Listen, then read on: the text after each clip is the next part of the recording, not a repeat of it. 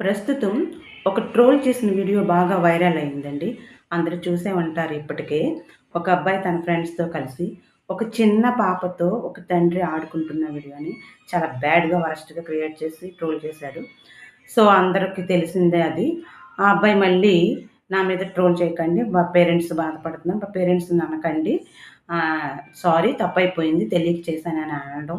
అబ్బాయి మీద కేస్ అవ్వడం కూడా అందరూ చూసారు. సో, ఇక్కడ తల్లిదండ్రులు అనేవాళ్ళేనండి అందరూ. తల్లిదండ్రులు ఏం చేస్తారండి? ఎక్కడో స్టేట్స్‌లో ఉంటారు ఆ పిల్లలు. వీళ్ళని ఉద్ధరిస్తారని జాబ్ కోసమో, చదువుల కోసమో పంపిస్తారని నానా తంటాలు పడి. ఆ! వీళ్ళు సమాజం నుంచి ఆ పిల్లలు ఏం నేర్చుకుంటున్నారో తెలీదు. ఒక్కడు కాదు ఫ్రెండ్స్ గూడా మళ్ళీ. ఎవరో ఒకరు తప్పని చెప్పేది లేదు. అందరూ ఒకేలాగా ఉన్నారు. 10థ్ క్లాస్ చదివే పిల్లల దగ్గర నుంచి ఫోను తీసుకుంటే, మా మీదేంటి నిఘా? ఏం చెకింగ్ చేస్తున్నామని ఫైర్ అయిపోతున్నారు పిల్లలు. తల్లిదండ్రులు ఎంత మనసులో బాధను దాచుకుంటున్నారో వాళ్ళకి తెలుసండి.